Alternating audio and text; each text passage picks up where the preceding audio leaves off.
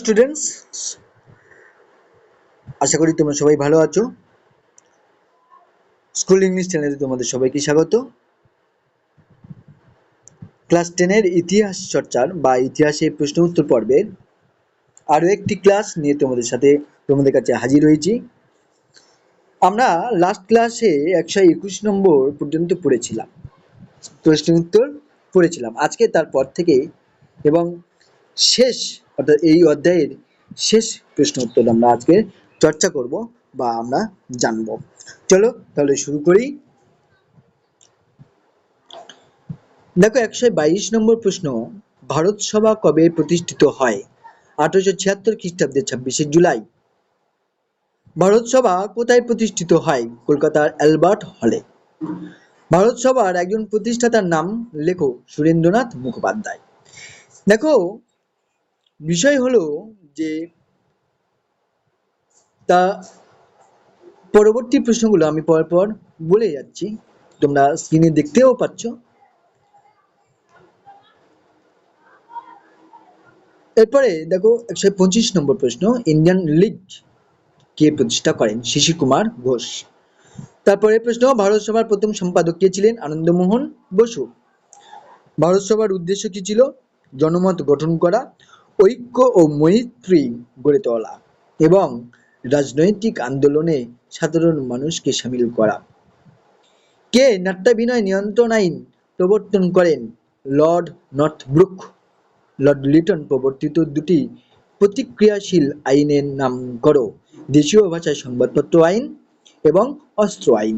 দেশীয় ভাষায় সংবাদপত্র আইন 1878 এবং অস্ত্র আইন ও 1878। কোন ভাইসরয়ের সময় ইলবার্ট বিল সংগঠিত হয়েছিল? লর্ড রিপনের সময়।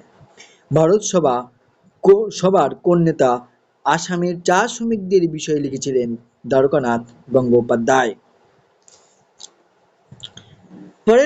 পরের প্রশ্ন, স্বদেশী আন্দোলনের সময় ভারত সভা কি উদ্দেশ্যে জাতীয় ভান্ডার গড়ে তোলে? স্বদেশী দ্রব্যের ব্যবহার জনপ্রিয় করার জন্য বা করার উদ্দেশ্যে গড়ে তোলে।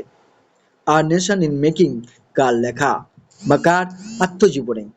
দেখো, সুরেন্দ্রনাথ বন্দ্যোপাধ্যায়। কবে কারা হিন্দু মেলা প্রতিষ্ঠা করেন? 1867 খ্রিস্টাব্দে নবগোপাল মিত্র, রাজনারায়ণ বসু এবং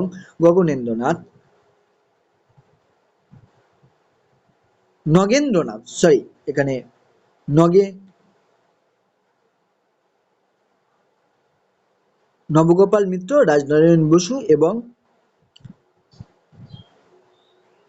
এখানে নামটা ঠিক বোঝা যাচ্ছে না।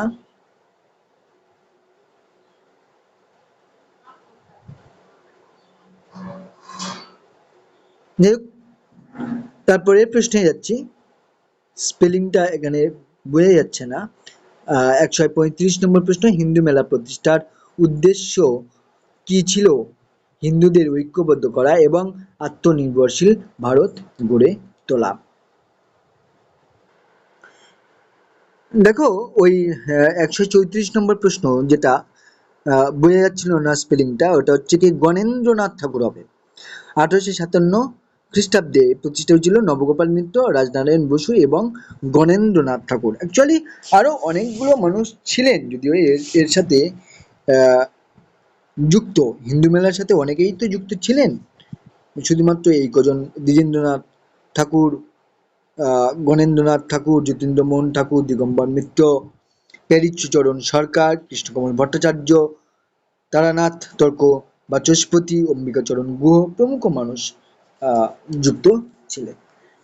যাই হোক, চলো আমরা নেক্সট প্রশ্ন যেটা বলছিলাম যে 135 নম্বরে প্রশ্ন ছিল হিন্দু মেলা প্রতিষ্ঠার উদ্দেশ্য কি ছিল?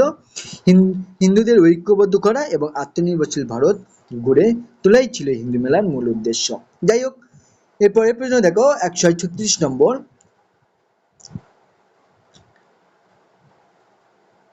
মিলে সব ভারত সন্তান, এই গানটি কে রচনা করেন? সত্যেন্দ্রনাথ ঠাকুর। ন্যাশনাল পেপার কি? হিন্দু মেলার বিষয়বস্তু নিয়ে লেখা একটি পত্রিকা। ন্যাশনাল পেপারে সাপ্তাহিক প্রকাশক কে ছিলেন? নবগোপাল মিত্র। জাতীয় কংগ্রেস প্রতিষ্ঠার সময় ভারতের ভাইসরয় কে ছিলেন? লর্ড ডাফরে। 1885 খ্রিস্টাব্দে প্রতিষ্ঠা হয়েছিল। জাতীয় কংগ্রেসের সভাপতি কে ছিলেন? Umesh Chandra Bandyopadhyay. Poverty and unBritish rule in India গ্রন্থটি কার লেখা? দেখো দাদাভাই নৌরোজি লেখা, দাদাভাই নৌরোজির লেখা। এরপরের প্রশ্ন দেখো